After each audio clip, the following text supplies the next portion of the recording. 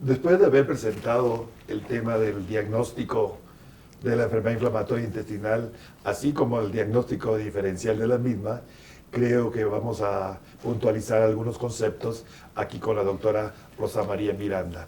Me voy a permitir hacerte unas preguntas. Adelante. Doctora Miranda, ¿qué valor le das tú a la historia clínica en el diagnóstico de la enfermedad inflamatoria intestinal? Bien, los datos clínicos, la historia del paciente es fundamental cuando nosotros sospechamos una enfermedad inflamatoria intestinal. Es muy importante tomar en cuenta la edad en la cual están afectados los pacientes. Generalmente son pacientes jóvenes, aunque hay un pico de presentación en edades más tardías. La evolución de la enfermedad también es importante considerarse.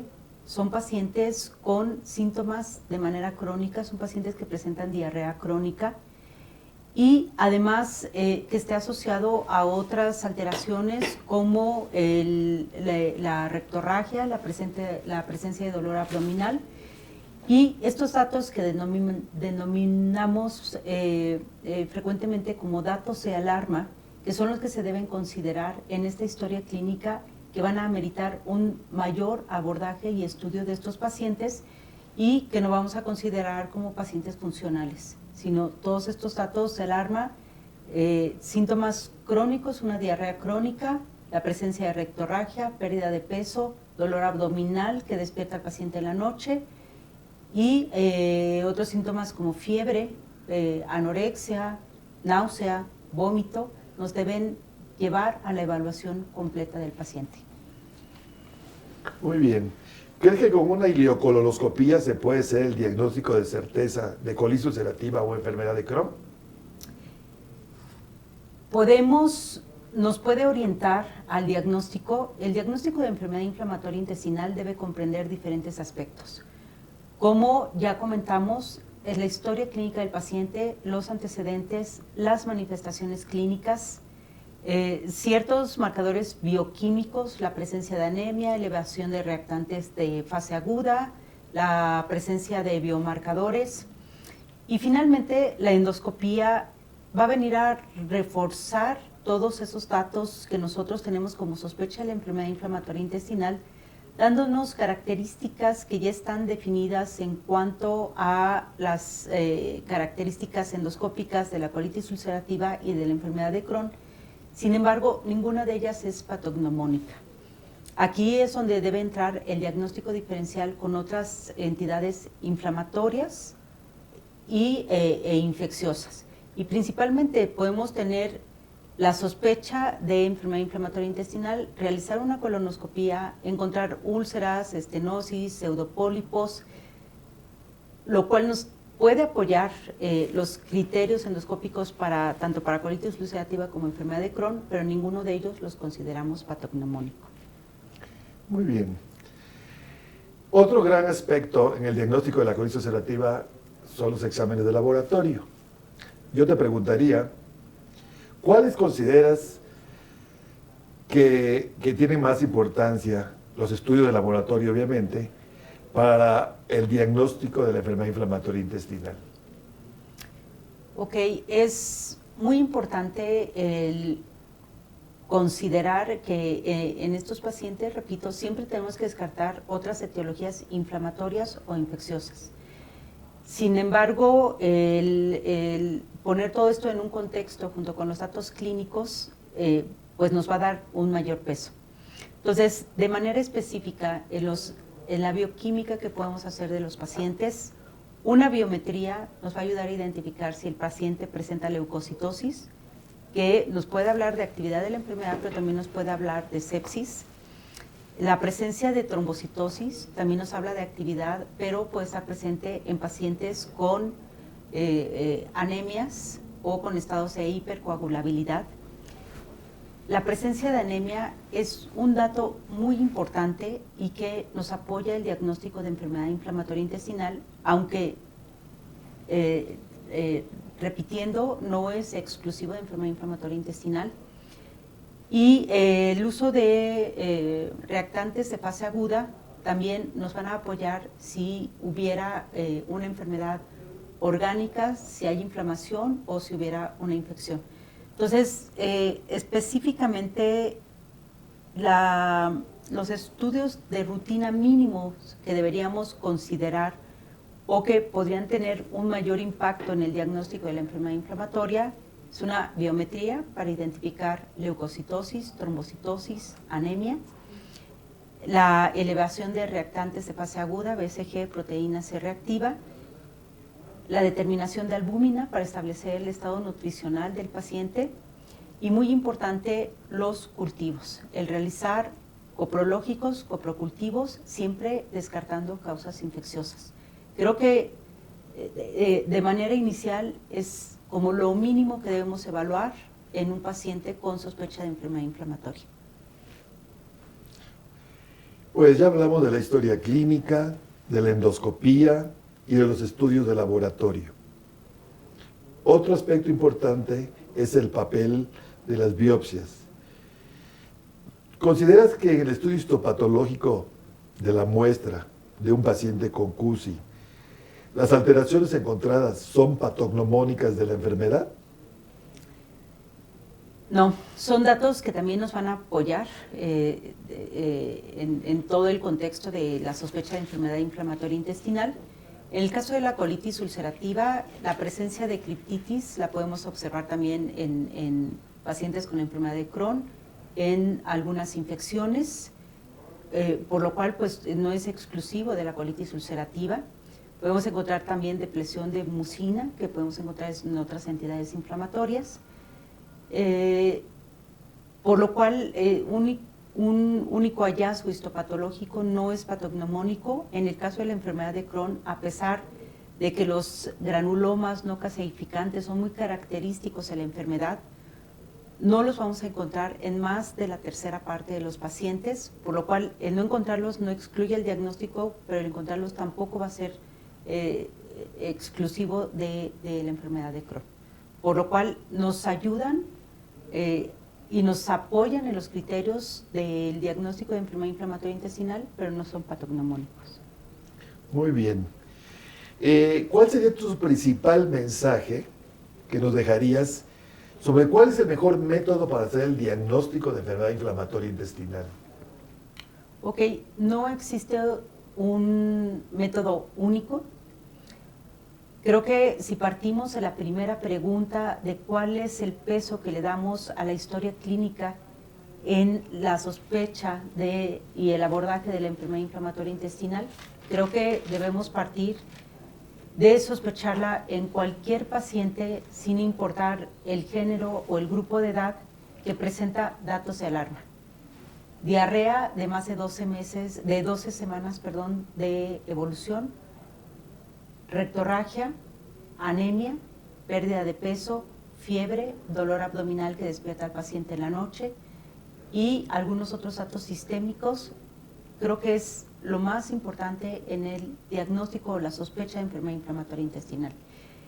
De aquí la importancia de continuar con un escrutinio, que no tienen que ser estudios que no estén al alcance, son estudios que nosotros podemos realizar, una biometría, reactantes de fase aguda, una albúmina, cultivos coprológicos para descartar infecciones.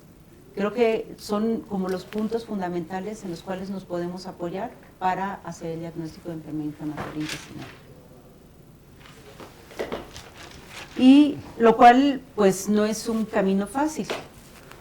Existen diferentes condiciones inflamatorias e infecciosas que pueden simular pues una colitis ulcerativa o una enfermedad de Crohn, por lo cual me gustaría preguntarle al doctor Rocha, hablando de diagnóstico diferencial, ¿cuál es el principal diagnóstico diferencial en la colitis ulcerativa?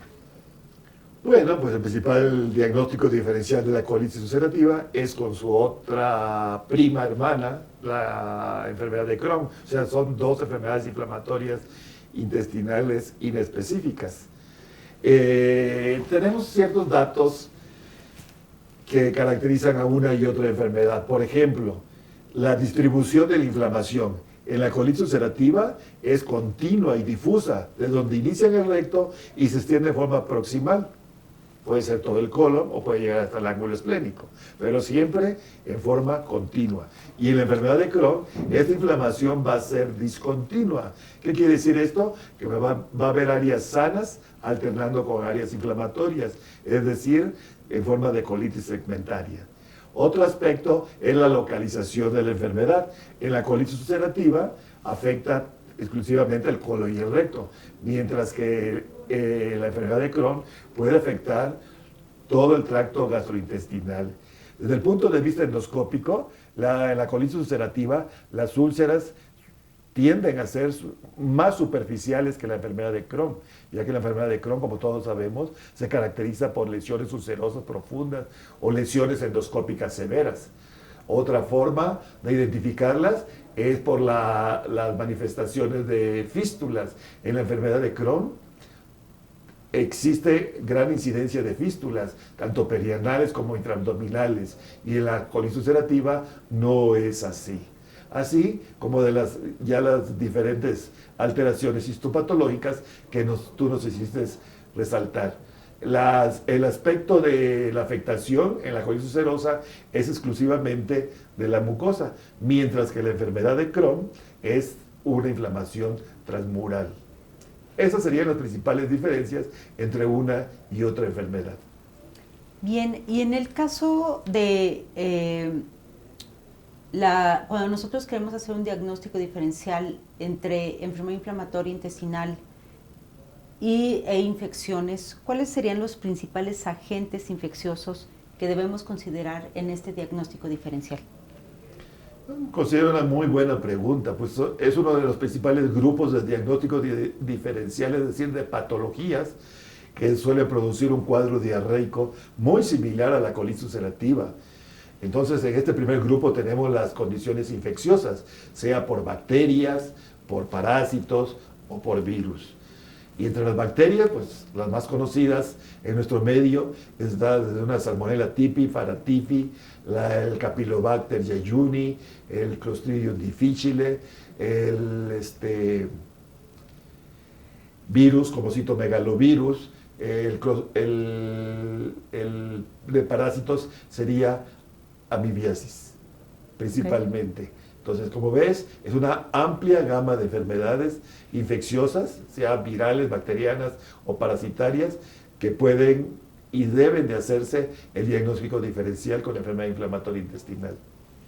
Así es, el realizar un diagnóstico diferencial entre sobre todo una colitis ulcerativa y otros agentes infecciosos, en ocasiones puede representar un reto, debido a que las características clínicas, incluso las endoscópicas, pueden mimetizar ambas. Entonces, yo le preguntaría al doctor Rocha, nosotros en el caso de una colitis ulcerativa, pero que debemos diferenciarla con una colitis amibiana, tenemos los mismos datos clínicos, es diarrea sanguinolenta, dolor abdominal, tenesmo, y además encontramos en la colonoscopía úlceras, erosiones, eritema. ¿Cuál serían las características que nos podrían ayudar en la biopsia para diferenciar una colitis amibiana de una colitis ulcerativa? Bueno, las alteraciones inflamatorias microscópicas en ambas enfermedades pueden ser muy similares.